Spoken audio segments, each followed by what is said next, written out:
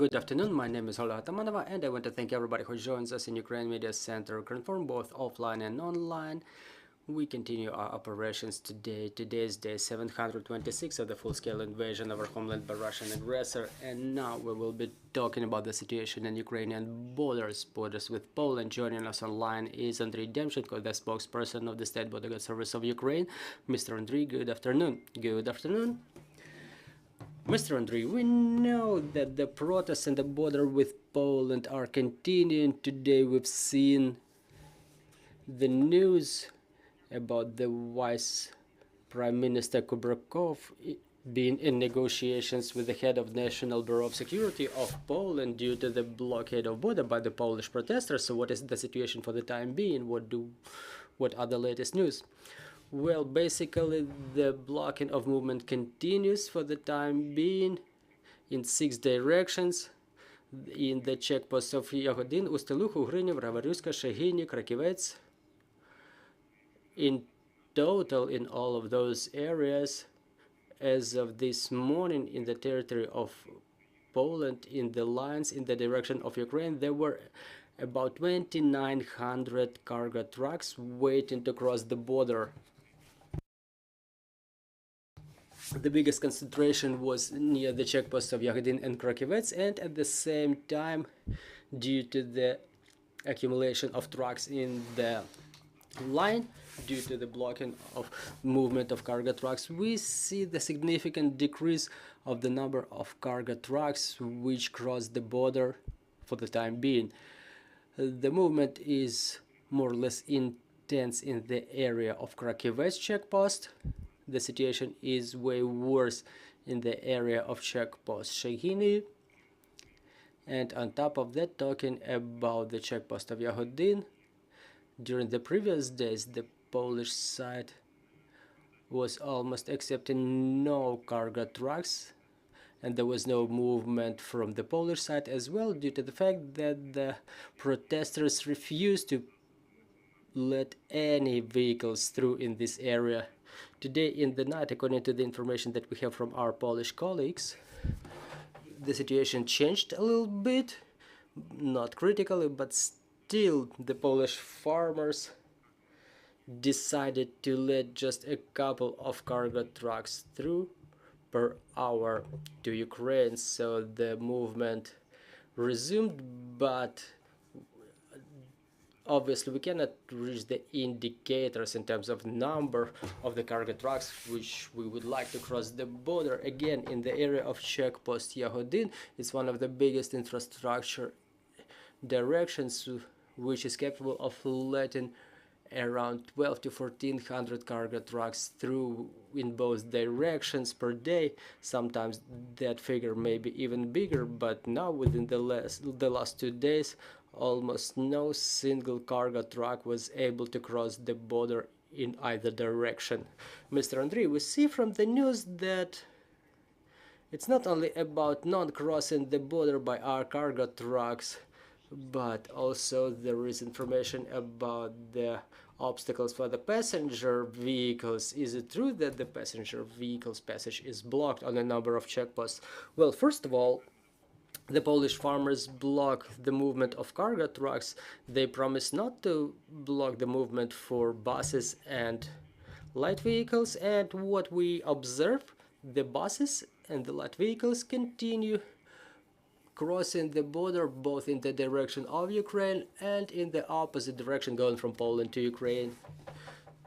So basically, I cannot say that they blocked the movement for all types of vehicles. Obviously, we were paying attention to video materials that were showing up online when the protesters blocked the passage of the buses.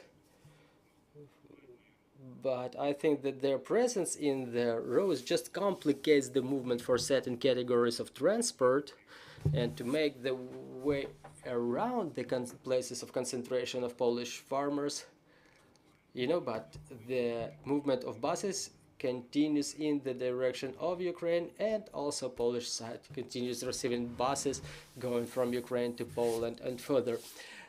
Mr. Andrii, what is the situation in the other checkposts on the border with other countries of European Union? Within the last couple of days, we see the growing number of cargo trucks in the border with Hungary and Slovakia. For example, in the checkpost of Uzhhorod, in the border with Slovakia, as of this morning, there were around 500 cargo vehicles in line waiting to cross the border in the direction of Ukraine.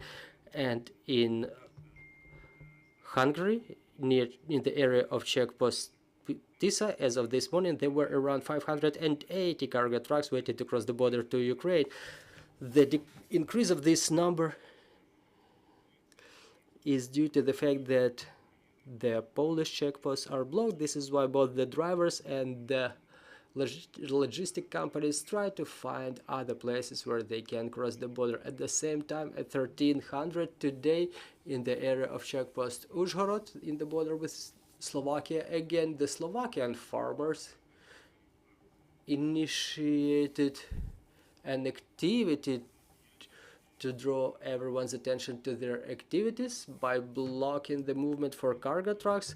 But according to the information from our Polish colleagues, such activities may only continue within 1 hour, and most likely, we hope that now they are about to be over. But whether it is really so, or the blocking continues for more extended period, we will continue tracking the situation and report accordingly.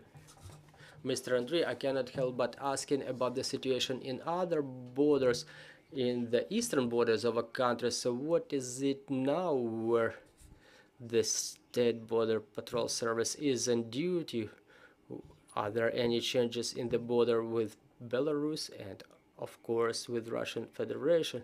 Well, those are two different areas. Just like before, in the area of the border with Belarus, we continue reinforcing the border, but on the other side of the border, Russia doesn't have enough forces to commence an invasion. However, we still understand the threat posed by that direction, so we are ready to any developments on the situation. This is why we continue reinforcing the border all the way from Liniv to Chernihiv region. Talking about the border with the Russian Federation, the situation is different due to the shellings that are performed by the enemy on a daily basis on the territories of Chernihiv, Sumy, and Kharkiv regions.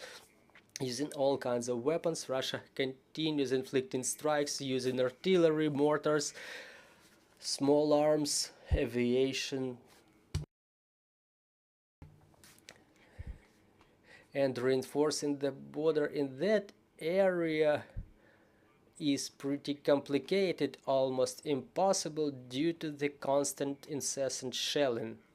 This is why the security and defense capacity of our country is ensured in the area the closest possible to the border, sometimes a couple of 100 meters from the border, sometimes a couple of kilometers from the border, to make sure that the units of the State Border Guard Service which stay in that area, along with the units of other units of security and defense forces, to reinforce them that they are capable of counter any enemy attacks possible, that they are able to seek cover against the shellings performed by the enemy. And also I can add that within the last period we observe certain intensification of enemy work with the UAVs that they use for reconnaissance purposes and to inflict strikes. Meanwhile, our troops use all the possible capabilities to counter the strikes of the enemy UAVs, and the threat is still there in terms of use of the sabotage groups by the enemy. However, within the last couple of days we haven't documented any such teams, but they were the most active in Sumy area, in Sumy region. Also, the sabotage teams were working the enemy sabotage teams were active in Kharkiv area, a little bit less in Chernihiv region, but it does not relieve the threat because the enemy used their sabotage teams in Chernihiv region to enter our territory, to identify the places of deployment of security and defense forces, to inflict further strikes, or to fulfill their tasks. Thank you very much, dear colleagues. If you have any questions on the floor, please proceed. Can you please comment on the news? There is an information disseminated with reference to the State Bodyguard Service of Ukraine about the possible invasion of the northern regions from Russian Federation. What can you comment on that? Well, I've mentioned that we continue reinforcing our border. Talking about the section of the border with Belarus, Russia doesn't have enough concentration of forces to reinitiate the invasion. Let me remind you that Russia has withdrawn all of their units from Belarus that were located there for the either training purposes or coordination purposes with Belarusian units. They were training together in the training grounds, and as soon as those troops were withdrawn to Russia, there were no new units rotated to Belarus.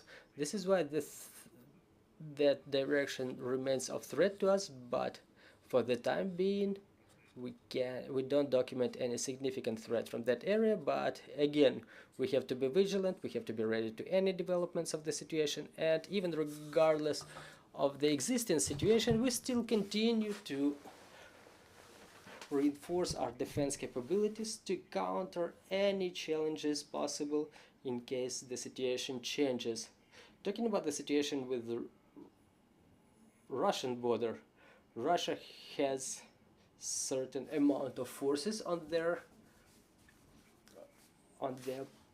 territory, around 19 to 20,000 servicemen, but talking about the whole length of the border with Russia under control of Ukraine, the forces that Russia wields in this direction are not enough for the reinitiation of the full-scale invasion. We can never exclude the fact that if Russia resorts to any such activities, they will be more of a tactical character, and any other activities exercised by Russia in the border with Ukraine, they are first of all aimed at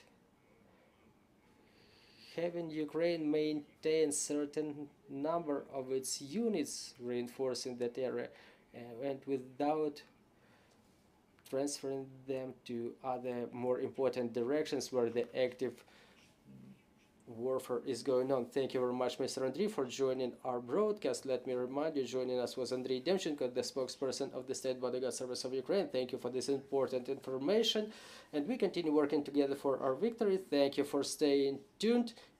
Please follow our announcements. Our team is working for the schedule for tomorrow. We would like also to thank our security and defense forces, and glory to Ukraine.